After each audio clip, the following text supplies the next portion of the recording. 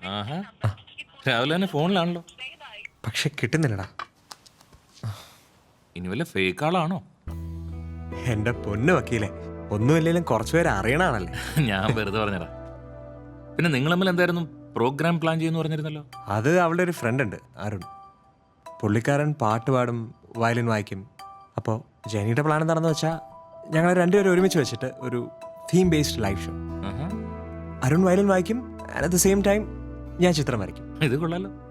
അപ്പം നിങ്ങളിന്ന് എവിടെ വെച്ചാൽ മീറ്റ് ചെയ്യാൻ പ്ലാൻ ചെയ്യുന്നത്? അത് ഡിസൈഡ് ചെയ്യാൻ വേണ്ടിയാ ഇപ്പോൾ വിളിച്ചു നോക്കി, പക്ഷെ കിട്ടുന്നില്ല. സാരമില്ല, 10 മണിക്ക് മുമ്പ് അവൾ ഓഫീസിൽ എത്താന്നാ പറഞ്ഞേ. പിന്നെ കുറച്ച് വർക്കുണ്ട്, അത് കഴിഞ്ഞ് അവൾ ഫ്രീയാ. എന്നാലും നിന്റെയൊക്കെ ഒരു ടൈം. എനിക്കൊക്കെ വയസ്സായില്ലേ.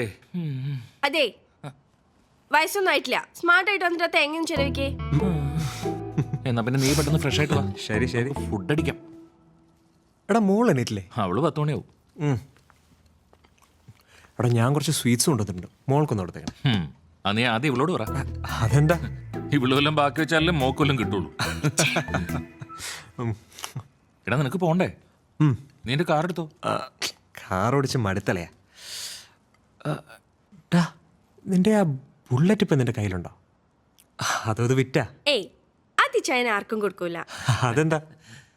എടാ അതിൽ കറങ്ങണമെന്നല്ലേ ഞാൻ ഇവിടെ ലൈൻ അടിച്ചത്. അതിലല്ലേ ഞാൻ വീണത്. എടാ അത് മതി, ഭാഗ്യമുള്ള വണ്ടിയാ. അതെന്താ ബി, ഞാൻ അറിയാത്ത എന്തോ ഉണ്ടല്ലോ. അതൊരു രഹസ്യം, അതിപ്പോ നീ അറിയുന്നു. എന്തായാലും ബുള്ളറ്റിൽ കറങ്ങിയത് വെറുതെ ആയില്ല. അടിപൊളി ഇഡലി അളയാ അല്ലേ? അങ്ങനെ പറഞ്ഞു കൊടുക്കേ ബി. ചട്നി എങ്ങനെ ഉണ്ടായിരുന്നു? സൂപ്പർ. തേങ്ങ ഇരണ്ടത് ഞാനാ. ഒരു തേങ്ങ ചിരവാൻ പറഞ്ഞിട്ട് അതിന്റെ പകുതി വരുത്തുന്നു. ബാക്കി തേങ്ങ ചിരവിട്ടാ ഞാൻ ചട്നി ഉണ്ടാക്കിയത്.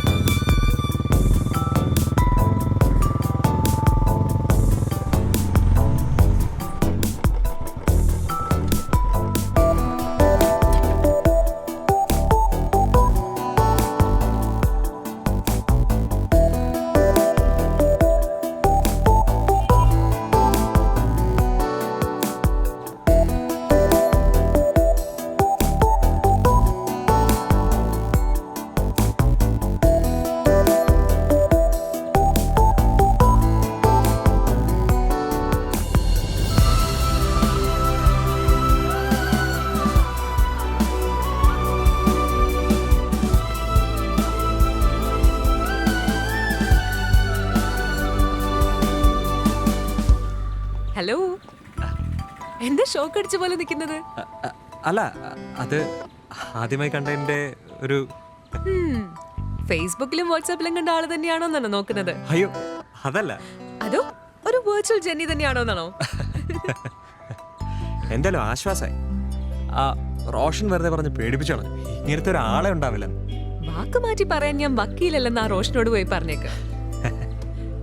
ചത്താലും വാക്ക് മാറില്ല ഈ ജെനി. ജെനി ഫോൺ എന്താ സ്വിച്ച് ഓഫ് ചെയ്തേ? ഇന്നലത്തെ ദിവസം നിലത്ത് നിൽക്കാൻ പറ്റിയില്ല. ഓ, അതൊക്കെ ഞാൻ പിന്നെ പറയാം. ഇനി എന്താ പരിപാടി? അത് കൊള്ളാം. എന്നോടാണോ ചോദിക്കുന്നത്? ഞാനൊരു മാസം ലീവ് എടുത്തിട്ട് ഇങ്ങു പോന്നു. മാഡം പറ, അടിയൻ റെഡി. പിന്നെ പിന്നെ അത് ഞാൻ പിന്നെ പറയാം.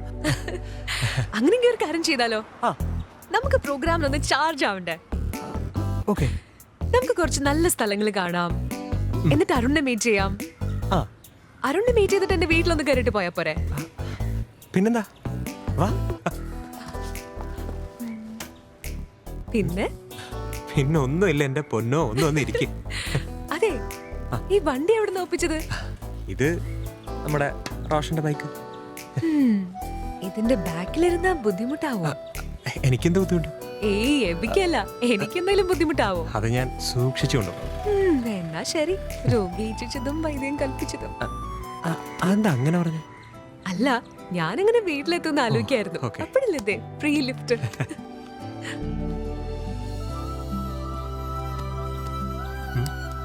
എബി എന്താ വിചാരിച്ചത്? ഞാൻ ഒന്നും വിചാരിച്ചില്ലേ. ദേ, ഞാനൊരു കാര്യം പറയട്ടെ. എന്താ? എബിക്ക് കള്ളം പറയാൻ അറിയില്ല. വാ.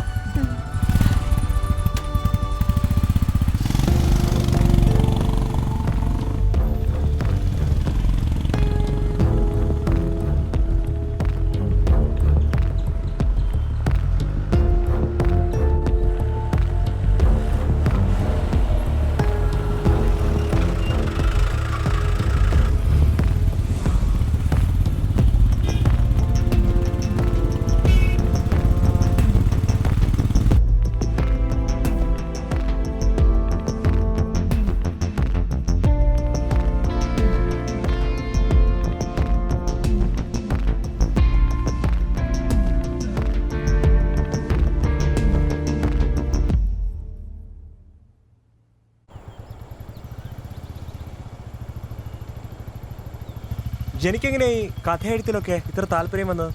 അതറിയില്ല. ചിലപ്പോ തോന്നും ഈ നാട് മുഴുവൻ കഥകളാണെന്ന്. അറിഞ്ഞും അറിയാതെയും പോകുന്ന കഥകൾ, എന്നോ തുടങ്ങി ഇന്നും തുടരുന്ന കഥകൾ. ചിലപ്പോ തോന്നും കഥകളും കഥാപാത്രങ്ങളും ഒക്കെ നമ്മൾ തന്നെയാണ്. ചിലപ്പോ ഇതിലൊന്നും ഒരു കഥയില്ലെന്ന് തോന്നും. ഒരു കാര്യം ഉറപ്പാണ്, കഥകളുടെ വഴികളിലേക്ക് നമ്മളെ കൈപിടിച്ച് കൊണ്ടുപോകുന്നത് അനുഭവങ്ങൾ തന്നെയാണ്.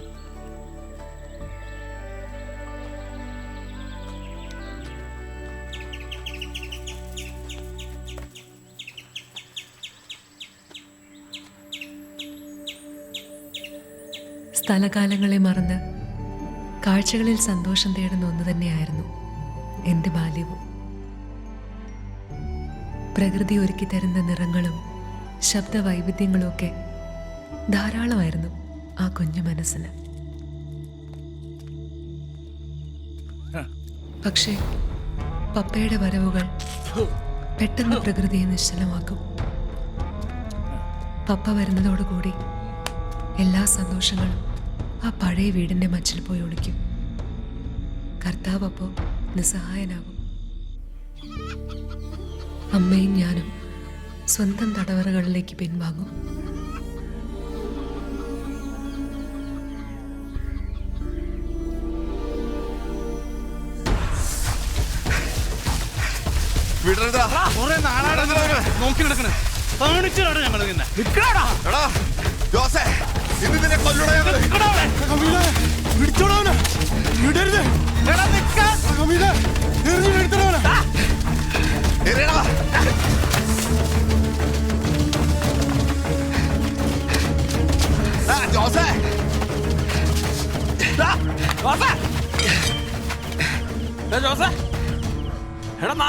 വെള്ളം കുടിച്ച വയറ്റി കിടക്കണം. മര്യാദക്ക് പെണ്ണുങ്ങളെ വാതിക്കൽ മുട്ടാണ്ടല്ല, അടിച്ചതിന്റെ മുട്ടുകാലോട്ടേക്ക് പന്നി. മുട്ടിയാ തുറക്കുന്ന വാതിലുകളെ ജോസ് മുട്ടാറുള്ളൂ, അതിനെയും മുട്ടും. പിന്നെ കാല് വെട്ടാൻ ധൈര്യം ഉണ്ടെങ്കിൽ വന്ന് വെട്ടണം. ഇവിടെ രണ്ട് പെട്ടങ്ങളുണ്ടല്ലോടാ, അനുഭവിക്കോടാ നീ. ഇങ്ങോട്ട് വരാൻ ധൈര്യമില്ലെങ്കിലേ വെറുതെ അവിടെ ഒന്നും മഞ്ഞുകൊള്ളണ്ട, പോയി പുതച്ചുമുടി കിടന്നുറങ്ങടാ. പോടാ. ഇവനോടൊന്നും പറഞ്ഞിട്ടൊരു കാര്യമില്ലടാ, വാടാ. നിന്നെ ഒരിക്കൽ ഞങ്ങളുടെ കൈ കിട്ടുവോ? ജോസിനോട് മുട്ടാൻ വന്നിരിക്കും. ഇതൊരു പെങ്കൊച്ച, ഇതിന് ഈ നാട്ടിൽ ജീവിക്കണ്ടേ? എന്താണ് നോക്കി നിൽക്കുന്നത്? തീർത്ത് കളയും എല്ലാത്തിനും.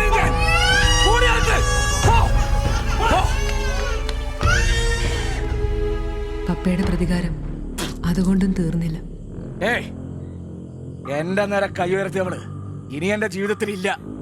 ഭാര്യയുടെ കാര്യങ്ങൾ ചെയ്തേരാൻ വേറൊരുത്തിണ്ടടി.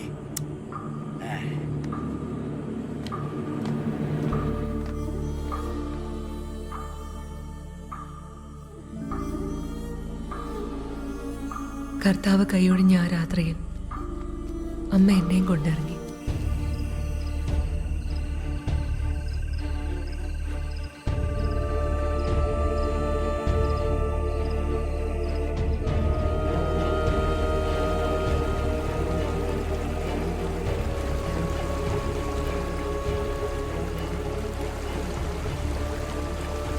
അലക്ഷ്യമെന്ന് തോന്നിച്ച ആ യാത്രയിൽ പക്ഷെ അമ്മ ഒന്ന് തീരുമാനിച്ചുറപ്പിച്ചിരുന്നു.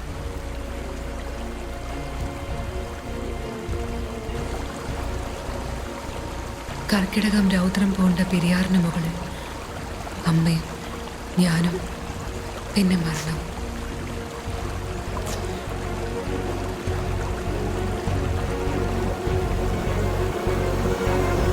നിങ്ങൾ മരിക്കാൻ തീരുമാനിച്ചോന്ന്? നിങ്ങൾക്ക് നീന്തലറിയോന്ന്? മോക്ക് നീന്തലറിയോ? ഇനി നിങ്ങൾ മാത്രം അങ്ങനെ രക്ഷപ്പെട്ടാലോ?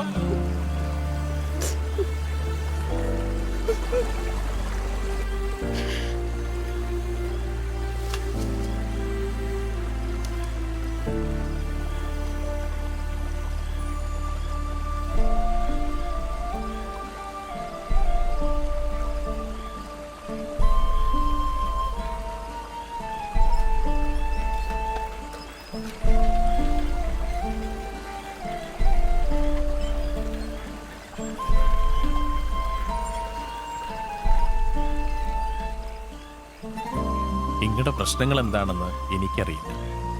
പക്ഷെ ഒരു കാര്യം അറിയാം, ജീവൻ ഒടുക്കാനാണെങ്കിൽ വളരെ കുറച്ച് കാര്യങ്ങളേ ഉള്ളൂ. ജീവിക്കാനാണെങ്കിൽ എന്തെല്ലാം നല്ല കാര്യങ്ങളാ പടച്ചോ നമുക്ക് തന്നിരിക്കണേ.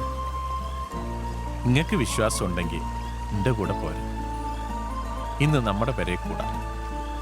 അവിടെ ബീവിയും കുട്ടികളൊക്കെ ഉണ്ട്. നിങ്ങൾ പേടിക്കണ്ട.